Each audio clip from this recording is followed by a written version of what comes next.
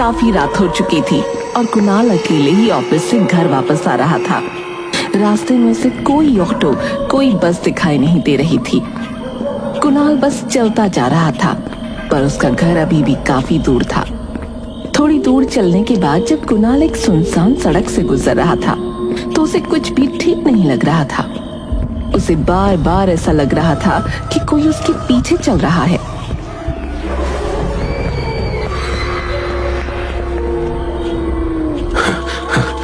अरे, बार बार मुझे ऐसा क्यों लग रहा है जैसे मेरे पीछे कोई चल रहा हो। कुणाल अपने कदम जल्दी जल्दी बढ़ाने लगा ताकि वो जल्द से जल्द घर पहुंच सके। कुणाल को तभी अपने पीछे एक परछाई नजर आई जो कुणाल का पीछा कर रही थी। कुणाल जितनी तेजी से चल रहा था, वो परछाई भी उसके साथ उतनी तेजी से चल रही थी। अब कुणाल की हालत बहुत ही बुरी हो जाती है और वो तेज तेज भागने लगता है। तभी आसमान में बिजली कड़कने लगी और अचानक तेज बारिश शुरू हो गई। हे भगवान, ये बारिश कैसे शुरू हो गई? यहाँ तो दूर दूर तक कुछ दिखाई नहीं दे रहा और ये परछाई मेरा पीछा क्यों नहीं छोड़ रही? कुणाल उस बारिश में भागता जा रहा था और तभी अचानक एक गाड़ी से टकरा गया। गाड़ी से हड़बड़ाते हुए एक लड़की उतरी। हे भगवान, ये क्या हुआ? आप ठीक तो है ना? हाँ, मैं ठीक हूँ, बस जरा सी पैर में लग गई है। आपको तो काफी लग गई है। बारिश में मुझे ठीक से दिखा नहीं और बस एकदम से आप सामने आ गए। मुझे प्लीज माफ कर देना। नहीं, कोई बात नहीं, गलती मेरी भी है। आप बताइए, आप कहाँ रहते हैं? मैं आपको आपके घर छोड़ देती हूँ। अरे नहीं, मैं खुद से चला जाऊंगा। देखिए, मेरी वजह से आपको लगी है, प्लीज बताइए, मैं आपको घर छोड़ दूंगी। कुणाल कंचन की गाड़ी में बैठ जाता है। उसके बाद वो सारी बात कंचन को बताता है, जिसे सुनकर कंचन की हालत खराब हो जाती है। हे भगवान, मुझे तो उसी रोड से होते हुए वापस जाना है। मैं अकेले इतनी रात में अब कैसे जा पाऊंगी? अगर आपको एतराज ना हो तो आज रात आप मेरे घर रुक सकती हो और सुबह चली जाना। वो रास्ता बहुत खतरनाक है। कंचन बहुत डरी हुई होती है। उसकी हिम्मत वापस जाने की नहीं होती। उसे कुणाल एक शरीफ लड़का लगता है, इसलिए वो उसके साथ उसके घर रुक जाती है। आप यहाँ बैठिए, मैं जरा कपड़े बदल कर आता हूँ। जी, कोई बात नहीं। कुणाल अपने कपड़े बदल कर आता है और देखता है कि कंचन भी थोड़ी भीगी हुई है और ठंड से कांप रही है। मैं आपके लिए कुछ पहनने को लेकर आता हूँ, ऐसे तो आप बीमार हो जाएंगी। कुणाल अंदर से एक नाइट सूट लेकर आता है और कंचन को दे देता है। कंचन उसे पहन लेती है। वैसे एक बात पूछूं? हाँ, क्यों नहीं, पूछिए ना। आप तो शायद यहाँ अकेले रहते हैं, तो फिर ये कपड़े? ओह, ये तो बस ऐसे ही मेरी एक दोस्त के हैं। एक दिन मेरे कुछ दोस्त आए थे, तो बस उसमें से ही किसी का रह गया था ये। अच्छा। रात को कुणाल और कंचन अलग अलग कमरे में सो जाते हैं। कुणाल जब गहरी नींद में होता है तो अचानक उसकी चादर कोई खींच देता है। कुणाल हड़बड़ा कर उठ जाता है।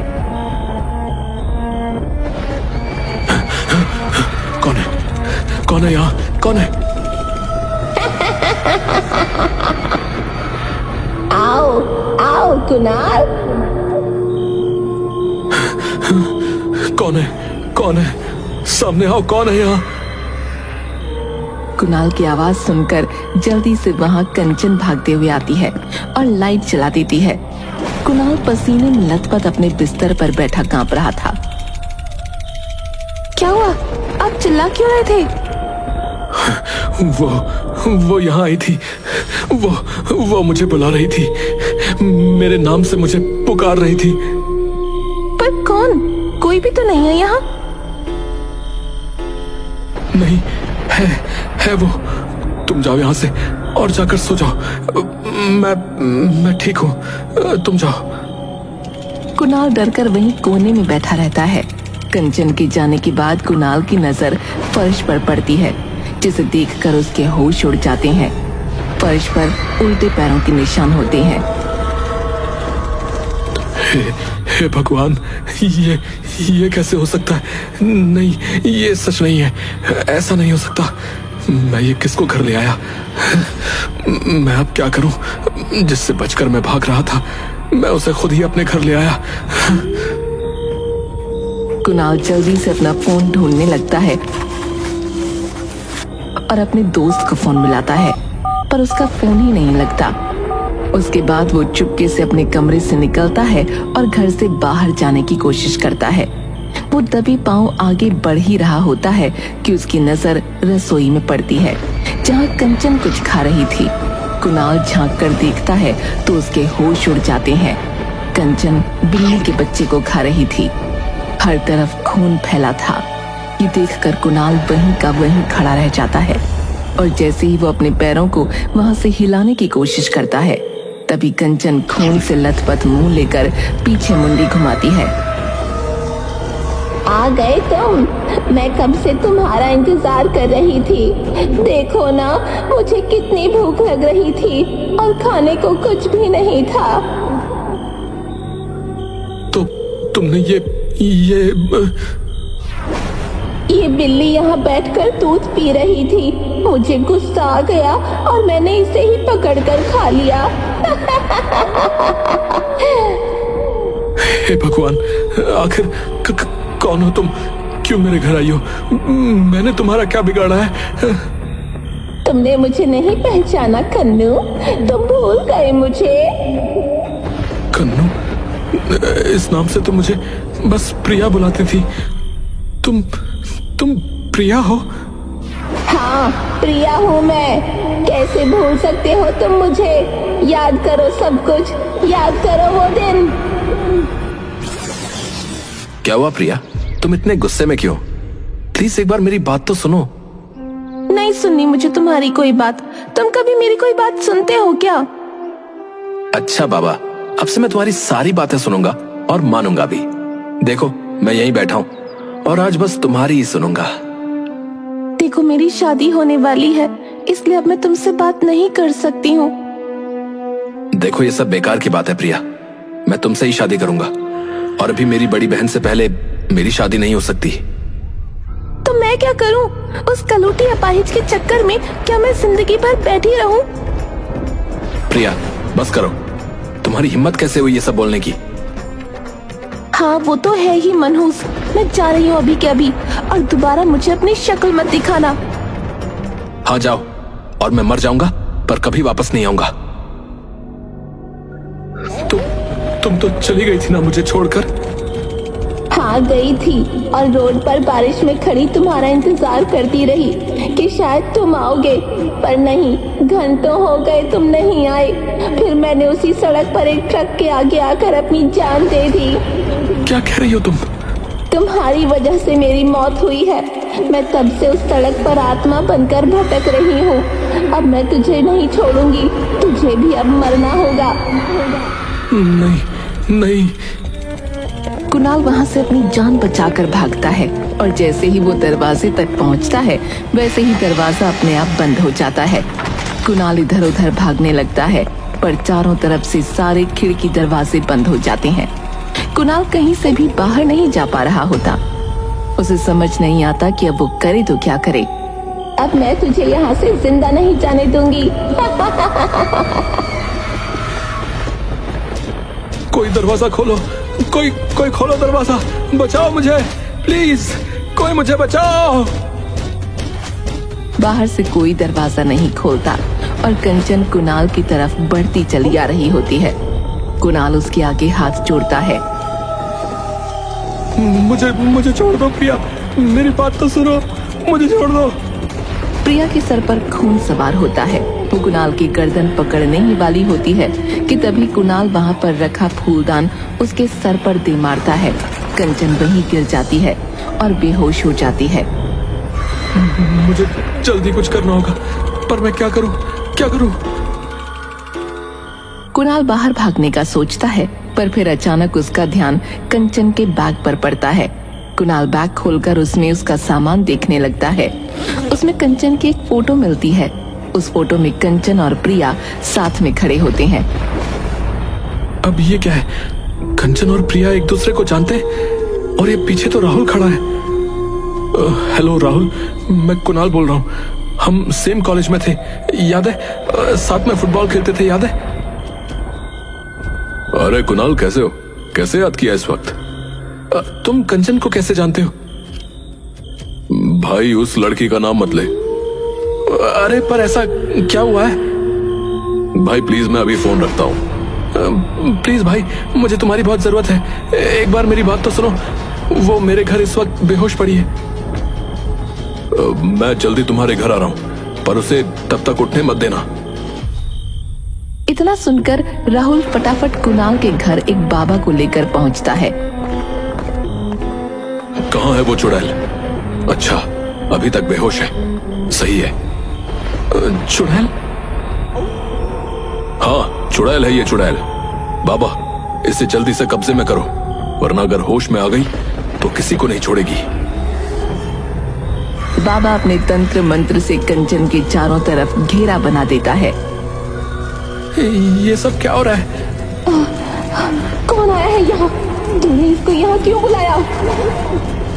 ताकि इस बार मैं तेरा खेल हमेशा हमेशा के लिए खत्म कर दूं। कुछ नहीं कर पाएगा मेरा। इसको मार दूंगी, मैं मार दूंगी। तुझे जिसको मारना था मार तो दिया, अब इसको क्यों मारना चाहती है? ये सब क्या हो रहा है? तुम अभी शांत रहो, मैं तुमको सब बताऊंगा। ओम ह्रीम क्लीम स्वाहा। ओम ह्रीम क्लीम स्वाहा। मैं तुझे नहीं छोड़ूंगी, समझ गया तू? तू बचेगी तब मेरा कुछ बिगाड़ पाएगी, तू नहीं बचेगी। बाबा सिंदूर निकालकर कंचन के माथे पर मल देता है, जिससे वो बुरी तरह से चिल्लाने लगती है और फिर अचानक गायब हो जाती है। ये सब देख कुणाल के होश उड़ जाते हैं। ये सब क्या हो रहा है मेरे साथ? प्लीज मुझे कुछ बताओ।